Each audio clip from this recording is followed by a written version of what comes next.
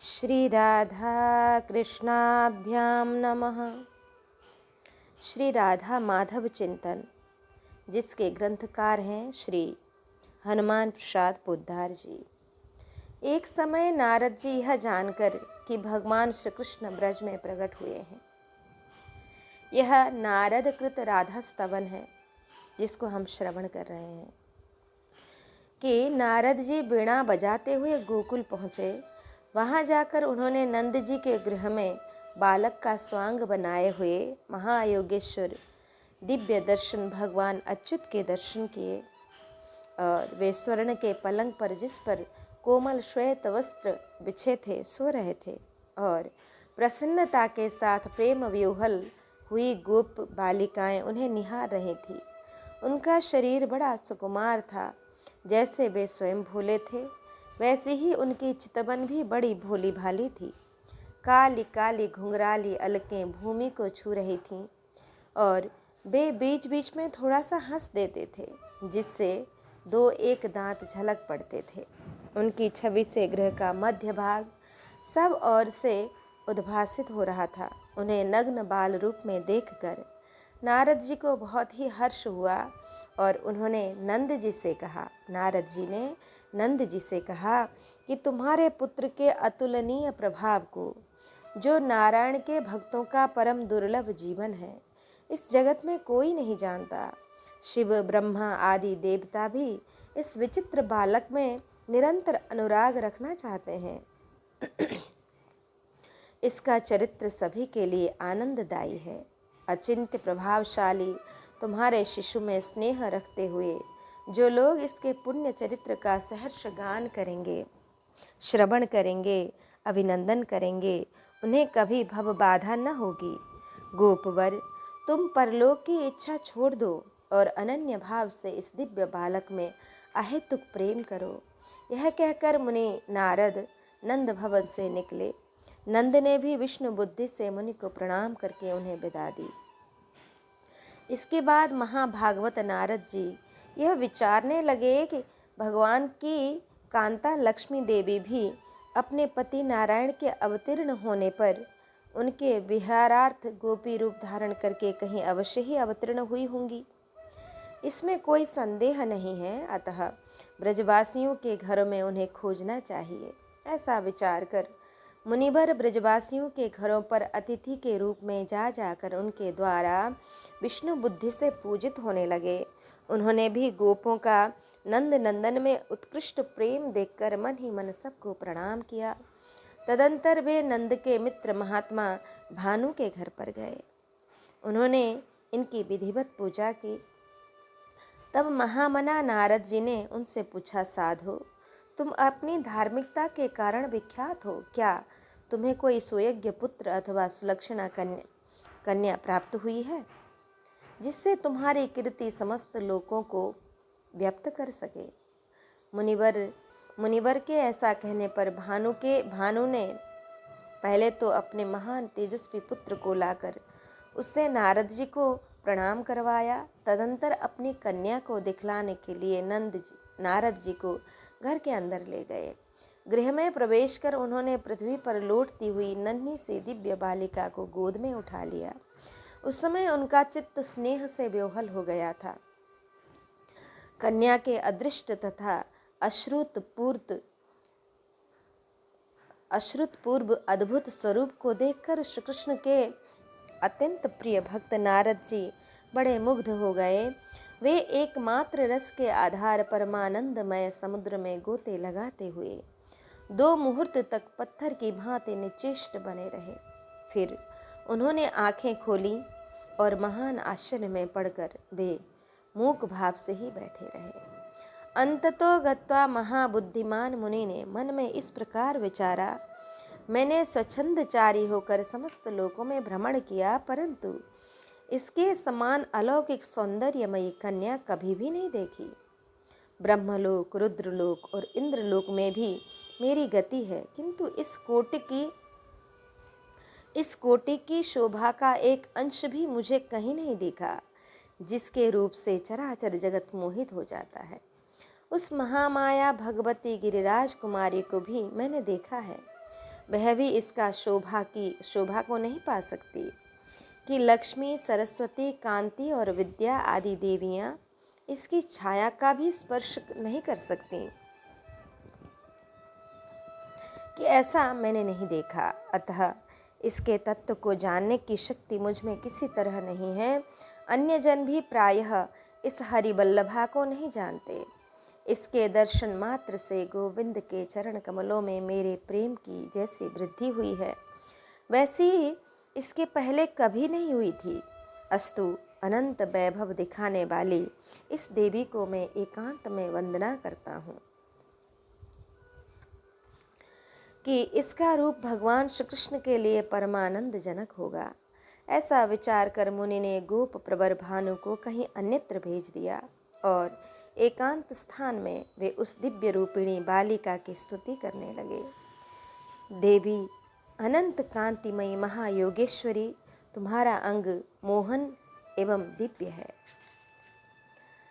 इससे अनंत मधुरिमा की वर्षा होती रहती है। तुम्हारा हृदय अद्भुत, महान अद्भुत रसानंद से पूर्ण रहता है।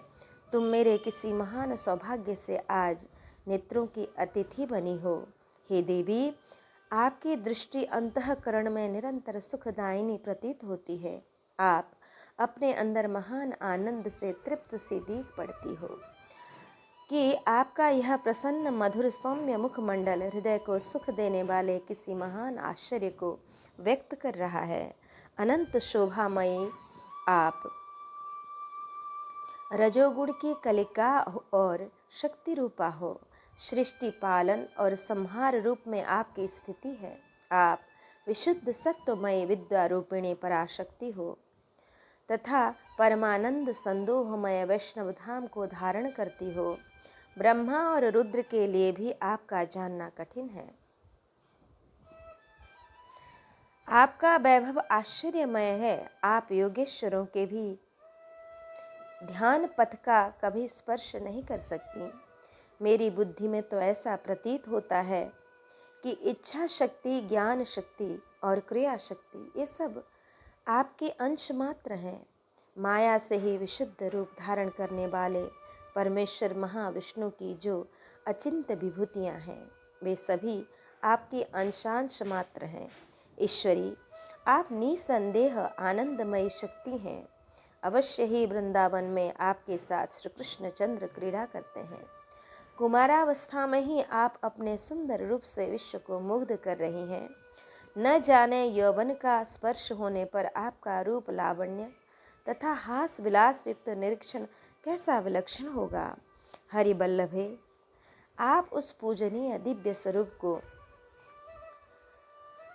आपके उस पूजनीय दिव्य स्वरूप को मैं देखना चाहता हूँ, जिससे नंद नंदन श्री कृष्ण मुग्ध हो जाएंगे। हे महेश्वरी माता, मुझ शरणागत तथा प्रणत भक्त के लिए दया करके आप अपना स्वरूप प्रकट कर दें। यूँ निवेदन करके नारद जी ने तदर्पित चित्त से उस महानंदमयी परमेश्वरी को नमस्कार किया और भगवान गोविंद की स्तुति करते हुए वे उस देवी की ओर ही देखते रहे।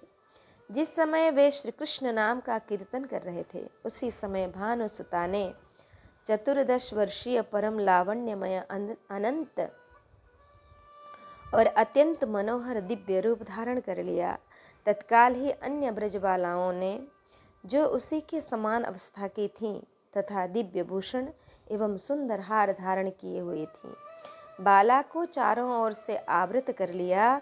उस समय बालिका की सखियां उसके चरणों तक की बूंदों से मुनि को सींचकर कृपा पूर्वक बोली कि महाभाग मुनिवर, वस्तुतः आपने ही भक्ति के साथ भगवान की आराधना की है, क्योंकि ब्रह्मा, रुद्र आदि देवता, सिद्ध मुनीश्वर तथा अन्य भगवत भक्तों के लिए जिसका दर्शन मिलना अति कठिन है, उसी अद्भुत वयोरूप संपन्ना विश्वमोहिनी श्री हरि प्रिया ने किसी अचिंत सौभाग्यवश आज आपके दृष्टि पथ पर पदार्पण किया है। महर्षि, उठो उठो, शीघ्र ही धैर्य धारण कर इसकी परिक्रमा तथा बार बार इन्हें नमस्कार करो। क्या तुम नहीं जानते और नहीं देखते कि इसी क्षण में यह अंतर्ध्यान हो जाएंगी, फिर इनके साथ किसी तरह तुम्हारा संभाषण नहीं हो सकेगा। उन प्रेम व्योहला सखियों के वचन सुनकर नारद जी ने तो मुहूर्त तक उस सुंदरी बाला की प्रदक्षिणा करके साष्टांग प्रणाम किया। इसके बाद भानु को बुलाकर कहा, तुम्हारी पुत्री का प्रभाव बहुत बड़ा है, देवता भी इसका महत्व नहीं जान सकते। जिस घर में इसका चरण चिन्ह है वहाँ साक्षात भगवान नारायण निवास करते हैं और समस्त सिद्धियों सहित लक्ष्मी भी वहाँ रहती हैं।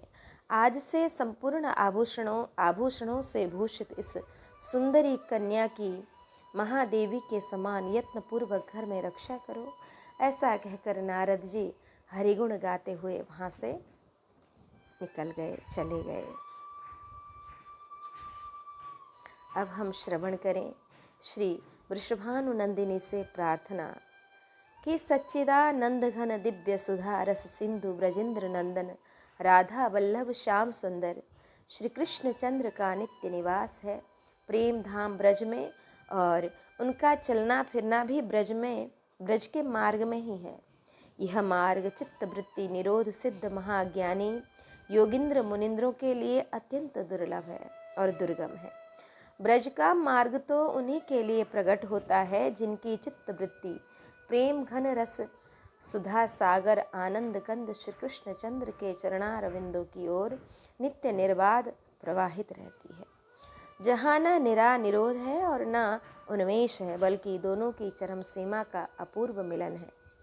इस पथ पर अबाध विहरण करती हुई श्री वृषभानुनंदिनी राशेश्वरी श्री श्री राधा जी का दिव्य वसनांचल विश्व की विशिष्ट चिन्मय सत्ता को कृतकृत्य करता हुआ नित्य खेलता रहता है। किसी समय उस वसनांचल के द्वारा स्पर्शित धन्याति धन्य पवन लहरियों का अपने श्री अंग से स्पर्श पाकर योगिंद्र मुनिंद्र दुर्लभ गति श्री मधुसूदन पर्यंत अपने को परम कृतार्थ मानते हैं। उन श्री राधा रानी के प्रति हमारे मन प्राण आत्मा नमस्कार करते हैं। सबका नमस्कार है। एष्या कदापि वसनांचल खेलनोत्थ धन्याति धन्य पवनेन कृतार्थमानी योगिंद्र दुर्ग मगतिर मधुसूदनोपि तस्या नमोस्तु वृषभानु भुवो दिशेपि।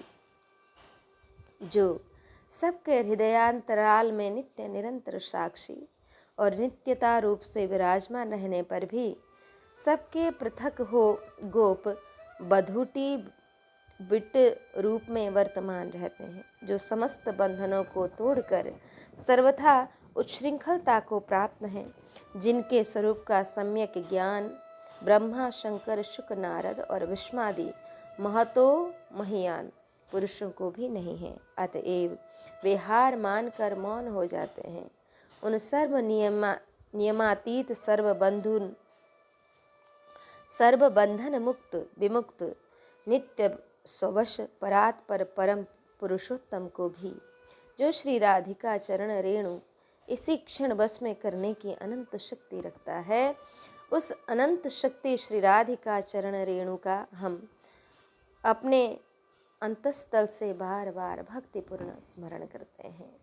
यो ब्रह्म रुद्र शुक नारद भीष्म मुख्यरालक्षितो न सहसा पुरुषस्य तस्य सद्यो वशीकरण चूर्ण मनंत शक्तिम तम राधिका चरण रेणु मनुस्मरामि। कि विश्व प्रकृति के प्रत्येक स्पंदन में बिंदु रूप से जो विदग्ध भाव अनुराग वात्सल्य कृपा लावण्य रूप सौंदर्य और केली रस वर्तमान है, राशेश्वरी नित्य निकुंजेश्वरी श्री वृषभानुनंदिनी उन्हीं सातों रसों की अनंत अगाध उदधि है। इस प्रकार नित्यानंद रसमय सप्त समुद्रवती श्री राधिका श्याम सुंदर आनंद कंद के नित्य दिव्य रवणानंद में अनादि काल से ही उन्मादिनी है, नित्य कुल त्यागिनी है। इन्हीं के सहज स्वरूप सरल स्वभाव के शुद्ध रस से, इन्हीं के भावानुराग रूप दधि मंडन से, इन्हीं की वात्सल्यमयी दुग्ध धारा से, इन्हीं की परम स्निग्ध घृतवत अपार कृपा से, इन्हीं की लावण्य मदिरा से, इन्हीं की छवि रूप सुंदर मधुर इक्षु रस से और इन्हीं के केली विलास विन्यास रूप क्षार तत्व से समस्त अनंत विश्व ब्रह्मांड नित्य अनुराग रंजित अनुप्राणित और ओतप्रोत है। ऐसा अनंत विचित्र सुधा रसमयी प्राणमयी जिनके जीवन में नहीं पाया, उसका सभी कुछ व्यर्थ अनर्थ है। हे देवी राधिके, अपने ऐसे दिव्य स्फुरण से मेरे हृदय को कृतार्थ कर दीजिए। वैदग्ध्य सिंधु रनुराग रसैक सिंधुर वात्सल्य सिंधुरति सांद्र कृपैक सिंधु लावण्य सिंधुर मृतच्छविरूप सिंधु श्रीराधिका स्फुरतु में हृदि केलि सिंधु।